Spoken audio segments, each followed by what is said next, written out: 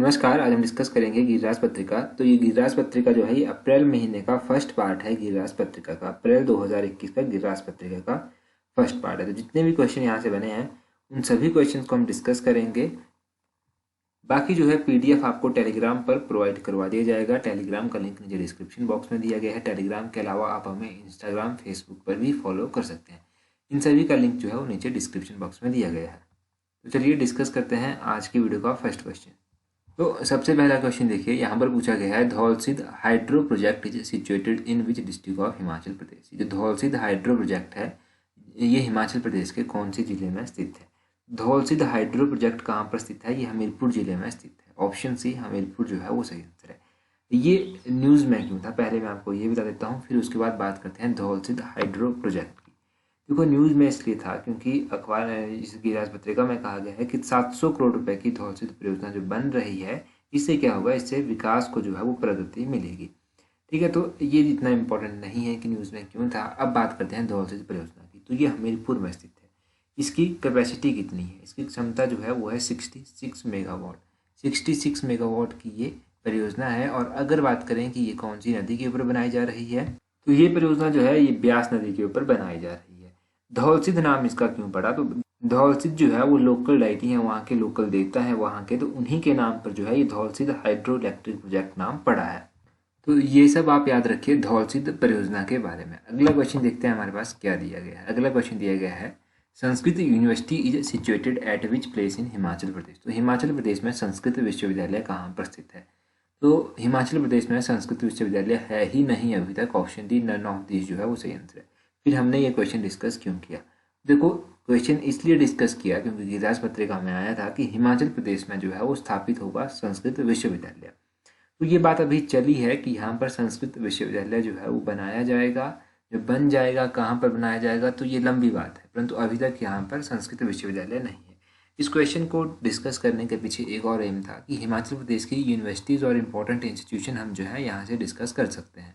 तो हिमाचल प्रदेश यूनिवर्सिटी की बात करेंगे सबसे पहले। इसकी स्थापना 1970 में हुई थी।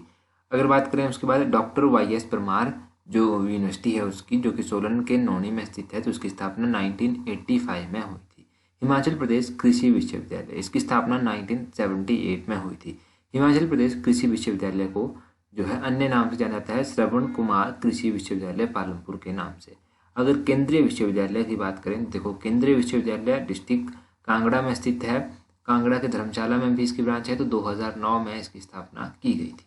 IIIT Indian institute of technology, IIT मंडी जो है मंडी के कमांड में ये स्थित है। तो इसकी स्थापना 2009 में की गई थी। उसी तरह NIT की बात करें, national institute of technology, national institute of technology जो है, इससे पहले इसको REC रीजनल इंजीनियरिंग कॉलेज के नाम से जाना जाता था। तो REC की स्थापना 1986 में हुई थी और REC से इसका नाम बदलकर NIT किया गया 2002 में। तो ये सब आप इम्पॉर्टेंट इंस्टीट्यूशंस यूनिवर्सिटीज़ के बारे में याद रखिए हिमाचल प्रदेश के। अब एक क्वेश्चन का आंसर यहाँ से आप कमेंट करके बता दीजिए कि हिमाचल प्रदेश यूनिवर्सिटी के पहले उप कुलपति जो थे वो कौन थे, ये आप कमेंट करके बता दीजिए। अगला क्वेश्चन देखते हैं हमारे पास क्या है। नेक्स्ट क्वेश्चन देखते हैं। देखो ये क्वेश्चन भी काफ़ी इंपॉर्टेंट है। यहाँ पर पूछा गया है which of the following statement is correct about बेटी है अनमोल योजना। बेटी है अनमोल योजना के बारे में इनमें से कौन सा कथन सही है? पहले कथन में दिया गया है under the scheme post birth grant of 12,000 is provided to the 2 girls only belonging to BPL family. इस योजना के तहत जो है वो केवल BPL परिवारों की 2 लड़कियों को जन्म के बाद जो है वो 12,000 रुपये का अनुदान दिया जाता है। दूसरी स्टेटमेंट में कहा गया है कि under the scheme scholarship are provided from first class to graduate class. इस योजना के तहत जो स्कॉलरशिप दिया जाता है, छात्रवृत्ति दी जाती है, वो पहली क्लास से लेकर स्नातक स्तर तक दी जाती है। तो अगर इन दोनों ही स्टेटमेंट्स की बात करें तो ये दोनों ही स्टेटमेंट्स सही हैं। ऑप्शन सी बोथ 1 और 2 सही आंसर होगा। अब इन बेटी है जो अनमोल योजना है इसके बारे में बात कर लेते हैं। देखो इस योजना में होता क्या है, इस योजना में जो है जब किसी भी लड़की का जन्म होता है जो BPL फैमिली से बिलोंग करती है, तो उनके अकाउंट में 12,000 रुपये धनराशि जो है वो जमा करवाई जाती है। डाकघर में ये राशि जमा करवाई जाती है। एक FD के रूप में ये जमा करवाई जाती है। FD यानी कि फिक्स डिपॉजिट, FD के रूप में ये जमा करवाई जाती है। और बालिका के जो भी लड़की होती है उसके 18 वर्ष की आयु पूर्ण करने पर जो है पूरी राशि ब्याज सहित जो है वो उसे दी जाती है, यानी कि 12,000 रुपये तो दे दिया जाएगा। वो एज अ FD जो है वो जमा हो जाएगा, और जब वो लड़की 18 साल पूरे कर लेगी तब उसको वो पैसा जो है वो दिया जाएगा, और ब्याज के सहित वो पैसा दिया जाएगा। और इस योजना के तहत जो है वो बालिकाओं को जो है वो पढ़ाई के प्रति प्रोत्साहित करने के लिए छात्रवृत्ति भी दी जाती है, स्कॉलरशिप भी दिया जाता है डिफरेंट लेवल्स पर। जैसे कि प्रथम कक्षा से लेकर तृतीय कक्षा तक, फर्स्ट से लेकर थर्ड क्लास तक 450 रुपया प्रति वर्ष जो है वो दिया जाता है। चौथी कक्षा में 750 रुपया दिया जाता है, और पाँचवीं कक्षा में 900 रुपया दिया जाता है प्रति वर्ष। सिक्स्थ और सेवन्थ क्लास में 1,050 रुपया दिया जाता है प्रति वर्ष। 8वीं क्लास में 1,200 रुपया दिया जाता है प्रति वर्ष। 9वीं कक्षा में और 10वीं कक्षा में 1,500 रुपया दिया जाता है प्रति वर्ष। 10th+1 और 10th+2 इन कक्षाओं में पढ़ने वाली छात्राओं को 2,250 रुपया छात्रवृत्ति दी जाती है प्रति वर्ष, और ग्रेजुएशन की छात्राओं को जो है वो 5,000 रुपये की छात्रवृत्ति प्रदान करवाई जाती है। तो ये है बेटी है अनमोल योजना। ये योजना काफ़ी इम्पोर्टेंट योजना है। मैंने जितना भी आपको बताया इसके बारे में कि 12,000 रुपये दिया जाएगा, कैसे दिया जाएगा, क्वेश्चन अब आपसे किसी भी तरह से पूछा जा सकता है। ठीक है, तो ध्यान रखिएगा कि क्या क्या इस योजना में होता है। स्कॉलरशिप दिया जाता है, कितने रुपये FD के रूप में दिए जाते हैं, जमा करवाए जाते हैं, जो भी होता है। अगला क्वेश्चन देखते हैं हमारे पास क्या दिया गया है। अगले क्वेश्चन में दिया गया है, consider the following statement with respect to the PM Svanidhi scheme. ये जो PM स्वनिधि स्कीम है इसके बारे में आप स्टेटमेंट्स बताइए कि कौन सा कथन सही है। पहला कथन देखिए, पहला कथन क्या है, the scheme launched by the ministry of housing and urban affairs, कि ये स्कीम जो है ministry of housing and urban affairs के द्वारा जो है वो लॉन्च की गई है, स्टार्ट की गई है।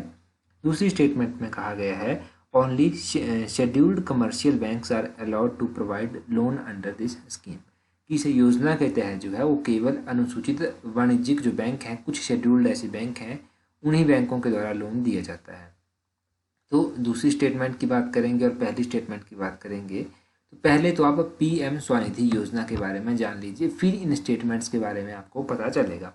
ये PM स्वनिधि योजना क्यों चलाई गई थी। देखो, पिछले साल जब कोविड महामारी चली थी, स्टार्ट हुआ था उसका काम, तो उस दौरान लॉकडाउन के दौरान ये योजना चलाई गई थी, PM स्वनिधि योजना। इस योजना के तहत जो है वो लोन दिया जाता था, जैसे कि रेहड़ी फेरी वाले हो गए, जो रेहड़ियाँ लगाते हैं, सब्जी बेचते हैं, छोटे काम करते हैं, उन लोगों को लोन दिया जाता था। और इस योजना के तहत जो है वो सरकार द्वारा 10,000 रुपया दिया जाता था। तो अब बात करते हैं इन स्टेटमेंट्स की जो यहाँ पर दी गई है। पहली स्टेटमेंट बिल्कुल सही है, ये ministry of housing and urban affairs के तहत आती है। और दूसरी स्टेटमेंट जो है वो गलत है। कुछ शेड्यूल्ड कमर्शियल बैंक नहीं हैं जो अलाउ करते हैं लोन को। अब जानते हैं इस योजना के बारे में और भी। तो इस क्वेश्चन का option A, only one statement जो है वो सही आंसर है। अब PM स्वनिधि योजना के बारे में जानिए। देखो, ये एक माइक्रो क्रेडिट फैसिलिटी है जो कि स्ट्रीट वेंडर्स के लिए लॉन्च की गई है ministry of housing and urban affairs के द्वारा। अब ये योजना क्या करती है, ये योजना जो है, जो स्ट्रीट वेंडर्स हैं उनको लोन्स प्रोवाइड करवाती है, ताकि जो उनका काम रुक गया था कोविड-19 के लॉकडाउन के दौरान उसको वो रिज्यूम कर सकें, इसलिए ये योजना चलाई गई। और उसके बाद कहा जाता है कि इस स्कीम का टारगेट है कि यानी कि 50 लाख तक के लोगों को, यानी कि 50 लाख लोगों को कवर किया जाएगा इस स्कीम के तहत। और अगली स्टेटमेंट में कहा जाता है कि इस स्कीम के तहत जो रेहड़ी वाले लोग हैं उनको 10,000 रुपये तक का लोन जो है वो प्रोवाइड करवाया जाएगा, और वो जो है रीपे करेंगे उसको मंथली इंस्टॉलमेंट्स पर। ठीक है, तो ये इसमें कहा गया था। उसके बाद कहा जाता है कि इस योजना को जो लैंडिंग करने वाले इंस्टीट्यूट हैं वो सिर्फ शेड्यूल्ड कमर्शियल बैंक नहीं है। इसमें आते हैं शेड्यूल्ड कमर्शियल बैंक हो गया, RRB रीजनल रूरल बैंक्स हो गया, कोऑपरेटिव बैंक्स हो गया, नॉन बैंकिंग फाइनेंशियल कंपनीज हो गई, माइक्रो फाइनेंस इंस्टीट्यूशंस हो गए, सेल्फ हेल्प ग्रुप्स हो गए, जो ऐसे बैंक्स हैं ये सभी जो हैं इसके तहत आते हैं। तो ध्यान रखिएगा कि सिर्फ शेड्यूल्ड कमर्शियल बैंक ही नहीं आते हैं, इसके अलावा RRB, cooperative banks, non banking financial companies, micro finance institution, self help groups banks, ये सभी इस योजना के तहत जो है वो आते हैं। तो ये PM स्वनिधि की योजना के बारे में 2-3 चीज़ें। एक तो ये कौन सी मिनिस्ट्री के तहत आती है, कितने हज़ार तक का लोन यहाँ पर प्रोवाइड करवाया जाता है, और इसको जो इंस्टीट्यूशंस हैं जहाँ से लोन प्रोवाइड करवाया जा सकता है वो कैसे इंस्टीट्यूशन है, कौन कौन से इंस्टीट्यूशंस हैं। अगला क्वेश्चन देखिए, world health day every year observed on, तो world health day every year प्रत्येक वर्ष जो है वो कब मनाया जाता है? देखो वर्ल्ड हेल्थ डे की बात करें तो ये प्रत्येक वर्ष मनाया जाता है 7 अप्रैल को। ऑप्शन सी 7 अप्रैल जो है वो सही आंसर है। देखो वर्ल्ड हेल्थ डे की हिस्ट्री आप जानेंगे कि कैसे ये स्टार्ट हुआ मनाना इसको। तो 1948 में पहली बार जो था वो वर्ल्ड हेल्थ ऑर्गेनाइजेशन के द्वारा एक सभा रखी गई। इसमें जो है वो विश्व स्वास्थ्य दिवस मनाने के बारे में बात कही गई। परंतु 1950 में जो था वो पहली बार वर्ल्ड हेल्थ डे जो था वो मनाया गया था। अब यहाँ से जो है वर्ल्ड हेल्थ डे 2021 की थीम क्या थी वो भी आपको पता होना चाहिए। 2021 के लिए जो इसकी थीम थी वो थी building a fairer healthier world for everyone. ये जो था 2021 में इसकी थीम रखी गई थी वर्ल्ड हेल्थ डे की। थीम काफ़ी इंपॉर्टेंट होती है तो थीम आपको याद रखनी है। अब अप्रैल में जो इम्पोर्टेंट डेज आते हैं उनके बारे में मैं एक बार आपको बता देता हूँ। देखो अप्रैल में 7 अप्रैल को आ गया वर्ल्ड हेल्थ डे, 10 अप्रैल को आ गया वर्ल्ड होम्योपैथी डे। 10 अप्रैल के बाद जो इम्पोर्टेंट डे आता है वो 18 अप्रैल आता है। 18 अप्रैल को वर्ल्ड हेरिटेज डे जो है वो आता है। 21 अप्रैल को नेशनल सिविल सर्विसेज डे आता है। 22 अप्रैल को वर्ल्ड अर्थ डे जो है वो आता है। 24 अप्रैल को जो है वो नेशनल पंचायती राज डे जो है वो आता है। 25 अप्रैल को वर्ल्ड मलेरिया डे जो है वो आता है। 26 अप्रैल को वर्ल्ड इंटेलेक्चुअल प्रॉपर्टी डे जो है वो आता है। तो ये कुछ मैंने इंपॉर्टेंट डे बताए अप्रैल महीने के, जो मुझे इंपॉर्टेंट लगे वो मैंने आपको बता दिए। अगला क्वेश्चन देखते हैं हमारे पास क्या दिया गया है। नेक्स्ट क्वेश्चन में पूछा गया है which of the following statement is correct, इनमें से कौन सी स्टेटमेंट सही है? तो पहली स्टेटमेंट में कहा गया है government of India has aim to have TB free India by 2035। तो 2035 तक भारत को टीवी मुक्त बनाने का लक्ष्य रखा गया है। अगली स्टेटमेंट में कहा गया है Himachal Pradesh has been ranked number 1 among all states having a population of more than 50 lakh in national tuberculosis elimination programme. तो राष्ट्रीय क्षय रोग उन्मूलन कार्यक्रम में 50 लाख से अब अधिक की आबादी वाले राज्यों में हिमाचल प्रदेश को पहला स्थान मिला है। दूसरी स्टेटमेंट तो आप आंखें बंद कर सही कर देंगे क्योंकि ये हमने कई बार गिरास पत्रिका में ही डिस्कस कर लिया है। पहली स्टेटमेंट की बात करते हैं कि गवर्नमेंट ऑफ इंडिया क्या कहती है। देखो गवर्नमेंट ऑफ इंडिया ये कहती है कि ये जो टीबी है, ट्यूबरक्लोसिस है, इसको हम 2025 में जो है वो इंडिया से फ्री कर देंगे, यानी कि टीबी फ्री इंडिया बनेगा 2025 तक। यानी कि केंद्र सरकार ने ये 2025 तक टीबी फ्री इंडिया बनाने का लक्ष्य रखा गया है। हालांकि जो ग्लोबली जो टारगेट रखा गया है वो 2030 तक रखा गया है। तो ये आप याद रखिएगा कि केंद्र सरकार ने 2030 के बजाय 2025 लक्ष्य रखा है कि हम 2025 तक टीबी फ्री इंडिया जो है बना देंगे।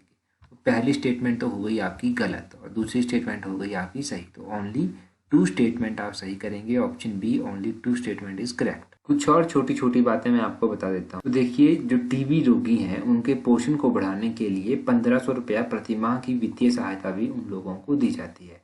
हिमाचल प्रदेश सरकार के द्वारा जो है टीबी मुक्त हिमाचल अभियान नाम से जो है एक मोबाइल ऐप की शुरुआत भी की गई है। और इसके अलावा हिमाचल प्रदेश सरकार के द्वारा जो मुख्यमंत्री क्षय रोग निवारण योजना जो पूरे प्रदेश में लागू की गई है, इस योजना के तहत जो है वो टीबी हारेगा हिमाचल जीतेगा देश जीतेगा नारा जो है वो दिया गया है। ये सब छोटी छोटी बातें मैंने आपको बताई। हो सकता है कुछ एग्जाम में पूछ लिया जाए आपसे, तो आपको याद रखना है। तो ये हमने डिस्कस किया। बाकी आप लोगों के लिए जो आज का क्वेश्चन है वो है how many social security pension are given to 65 to 69 years old women under Swarna Jayanti नारी संबल योजना। स्वर्ण जयंती नारी संबल योजना के अंतर्गत 65 से 69 वर्ष की महिलाओं को कितनी सामाजिक सुरक्षा पेंशन दी जाती है? अप्रैल महीने में ये क्वेश्चन 2 बार रिपीट हो चुका है, तो इस क्वेश्चन को हमने 2 बार डिस्कस किया था। अपना आंसर कमेंट करके ज़रूर बताएं। So that's all for today. Thank you very much for watching and listening it very patiently.